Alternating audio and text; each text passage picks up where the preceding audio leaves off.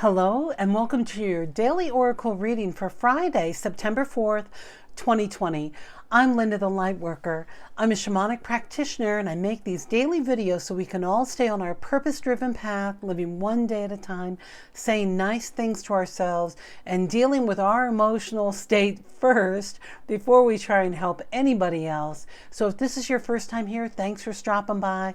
All the info about me is down below in that dibbly-doo box. LindaTheLightWorker.com is my website, or you could email me directly, LindaTheLightWorker@gmail.com. Let me know, regulars too, what decks you want me to use in the upcoming week. All right, this week I'm working with the Mother Peace Tarot deck, which is really such a great deck. Don't worry, my bigger cards are on the way. We'll see them soon enough, and it'll be much easier. And it's by Karen Vogel. I'm sorry, all that info is down below too. All right, let's jump into our cards. Our first card is this Four of Cups. Now she's walking through the water and she's taking positive steps towards her future, even though there's a lot of emotional stuff that's going on. It looks like there are two big different emotional stories happening here. One that the ocean is telling her, and one of this little stream that's maybe feeding into the ocean. So this is about healing old wounds, moving forward, taking positive steps, dealing with our stuff. This is about, I'm hearing the phrase like getting over something, but emotionally, but it's not like get over it. It's like you have had an epiphany and how you can navigate these tricky waters. Like you know where your balance is. You know you're not walking through the riptides. You're walking through those cleaner waters, so you're able to be clearer about where you are emotionally and how you're going to move forward. Listen, with this full moon, it's been a lot of emotions. When Pisces shows up, it can be fun and entertaining, but it can be a whole bag of emotions that come with it. And we're still feeling the effect of that full moon, since it just really literally happened on the dawn of yesterday, of September 3rd. So there still is that watery emotions might still be in there. And as I mentioned, Uranus, I think, is going retrograde, right? And Saturn and Pluto, like we have all these big planets. Not that Pluto's a big planet, but those big ones, when they go into retrograde and we're looking at our past, or we're walking through those, or if we've been reminded of an old pain that we need to work on and keep moving forward, those old planets can really kind of make it tricky. But you're able to do it. You're still moving forward. You're navigating those tough, tricky emotions that get triggered, sometimes by other people, sometimes by the events that are unfolding in our lives, and sometimes by a song on a radio you might hear that might remind you of someone you loved or of a bad moment in time. It's just really funny how the memory works. So you're navigating those tricky emotions, but you're still moving forward. So good job. Don't give up. All right. The next card we have is the Ace of Swords. Now, I know it's tough to see. These cards are so bright and so tiny, but she is sitting in balance with her sword as this butterfly is emerging. So this is you taking positive action in your head. I say that because the Suit of Swords often represents the air signs, and those are Aquarian, Gemini, and Libra. And we've had a lot of swords show up this week, and it really is an inside job for us to find that balance, especially the thoughts that come up with these emotions, these different emotions that are emerging. It's finding that balance of where we can do our own work so our mind isn't feeding the emotions, right? Emotions are just simply emotions that need to be expressed or navigated or processed. But the thought, when we are out of balance, if we're not in our alignment, then we can overthink. The shadow side of that is being muddled and not having clarity or not being able to see your way out of it. And then it can start this spiral of stories that will happen in our head, oftentimes without us even recognizing that we're telling stories, or we've picked up an old story that was really active in our past.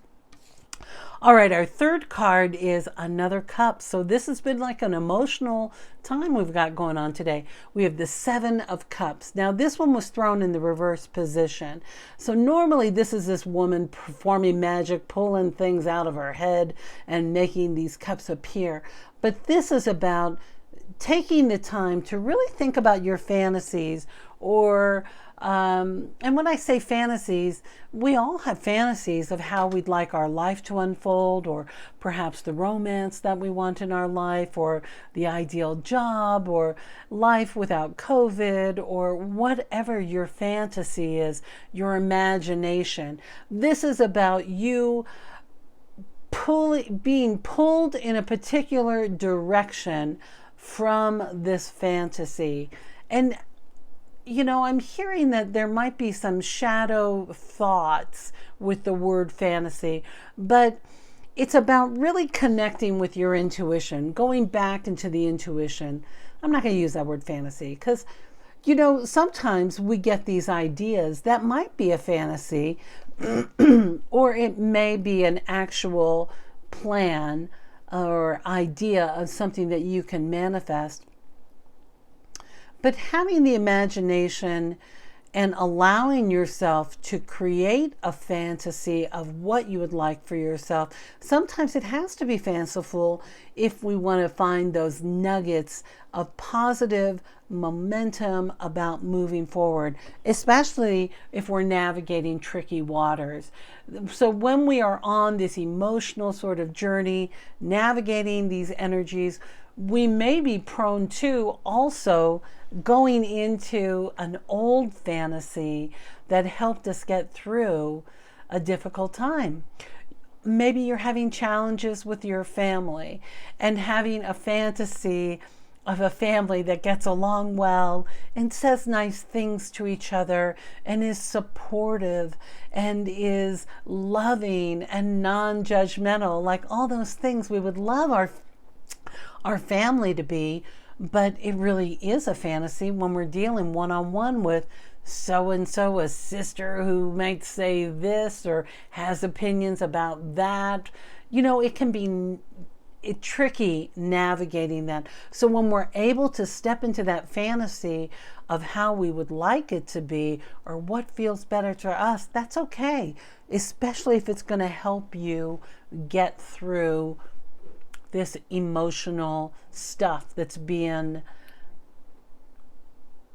what is that? Undercurrent. I'm feeling the undercurrents of these emotions coming up and walking along the beach of them rather than rushing into the water of them. All right, our final card today comes from the Denise Linn Sacred Travelers deck. You know I love her. Info down below. Oh boy, this is really going to work out great, especially if we're dealing with family or family that might have some tricky dynamics. We have the Finding Sanctuary card. It says here, opening yourself up to spiritual source.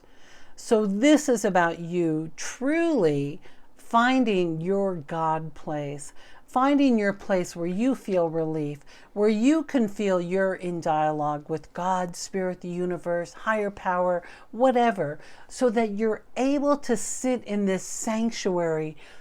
And that fantasy might need to be the catalyst to get you to your sanctuary so you're not affected by whatever your family, or I'm just going to stick with the family because that's what's coming up, but whatever that noise that's creating that instability, or maybe it was a friend who said something that's stinging you.